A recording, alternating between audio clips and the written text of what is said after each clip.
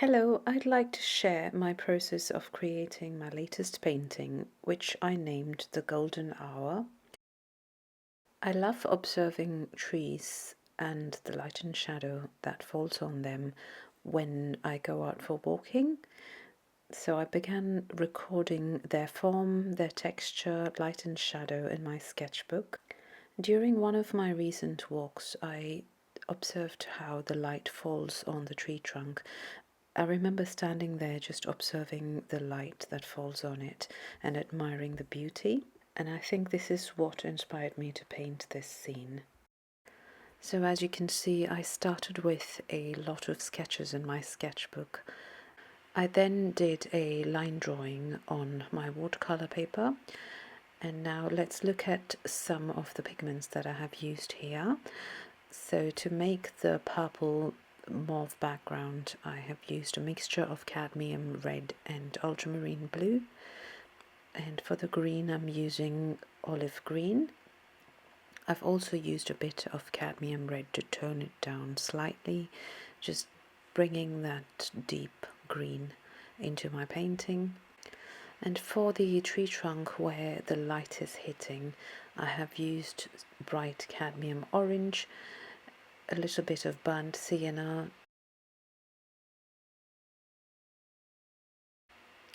Once I'm sure of the colors that I'm using, I'd like to mix them in larger quantities. And now let's start painting. I start with the background color, which is the purple that I mixed with cadmium red and ultramarine blue. I'd also like to show a little bit of blue at the top, just to show the sky. I'd also like to tilt my paper just to get my watercolor pigments flow in a certain direction. So now let's move on to the bottom bit of the painting, where I'd like to add a little bit of yellow ochre. All this is done while the paper is still wet, so I have used a wet in wet wash where I've let the paper be a bit damp initially before I started painting. So this, you can see how the two colors bleed into each other, just mix with each other.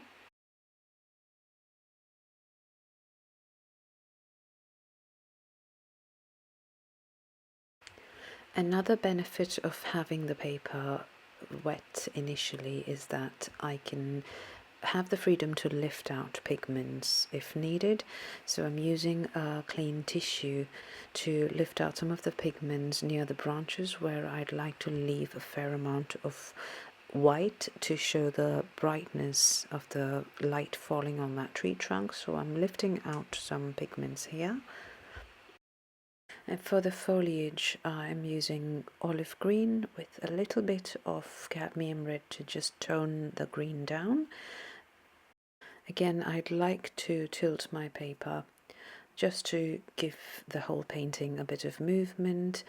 I like the freedom of having the paper moved around. Let the pigment flow on paper as well.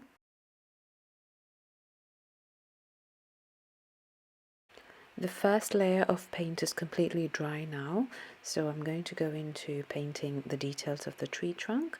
I'm using cadmium orange for the brighter areas and top it up with a little bit of burnt sienna as well.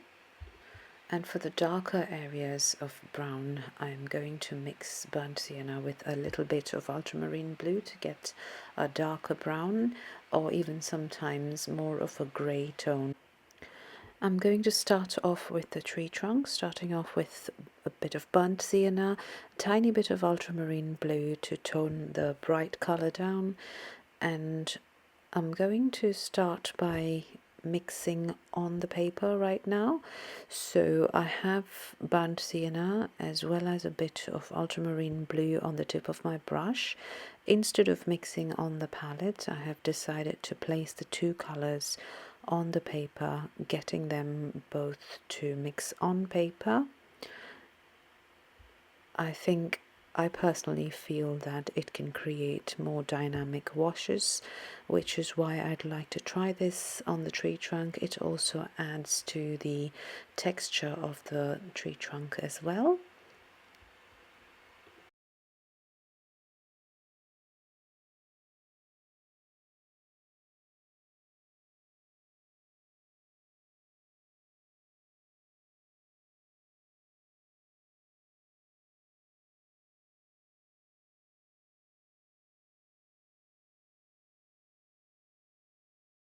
Now for the area where the light is hitting, that's the top of the tree trunk, I'm going to start off with a little bit of cadmium orange. The bright orange just makes that area looks a bit more brighter. For the areas that where the light is hitting directly, I'm going to leave it white.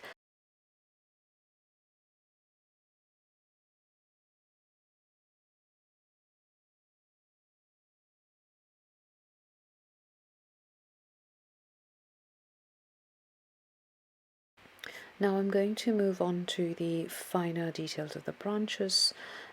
Some of the branches have a stark light hitting on them, so I'm going to keep my washes quite light.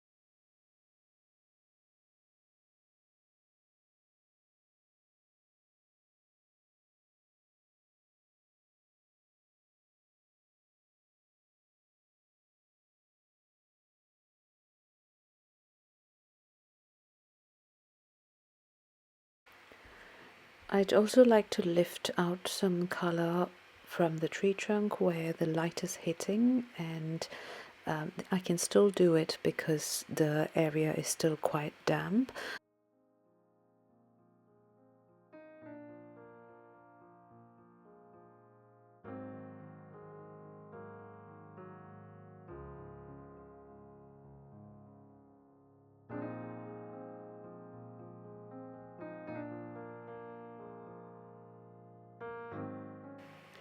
For these branches that I'm going to paint now, I'm going to take extra care as it's quite near to where the light is hitting, so I would need to leave a little bit more highlights or unpainted areas to represent the light.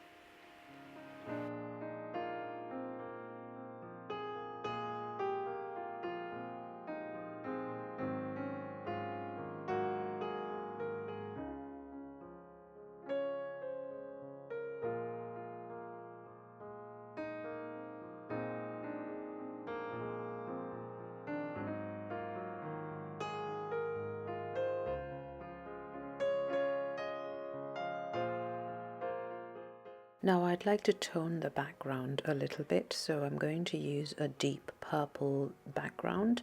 So for this I have mixed ultramarine blue and cadmium red, and I'm going to add a little bit of foliage at the background with this deep color.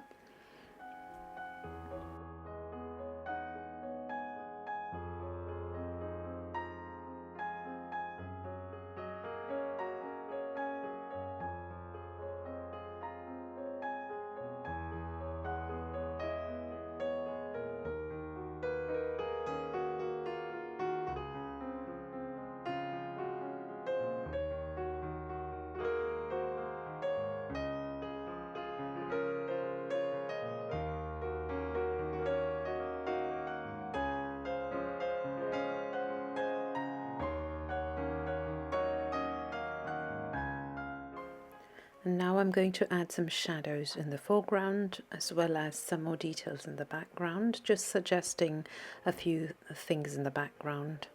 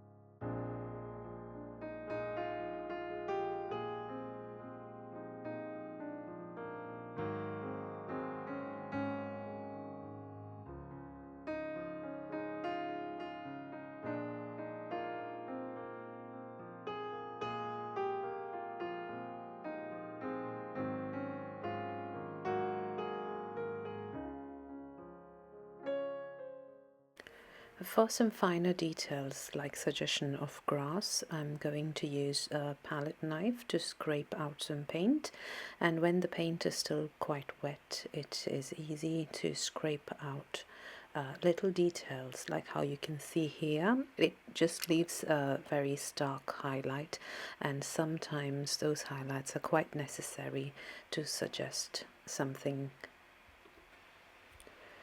I'm also going to add another layer of foliage on top of the foliage that I've already painted. So this foliage is just going to sit on top of the background that was painted initially, just giving a little bit more details. And if you can see the type of brush strokes that I use here, I am trying to mimic the foliage, the texture of the foliage, just bringing the texture onto the painting with little needle-like brush strokes to show the needle-like leaves of the pinecone tree.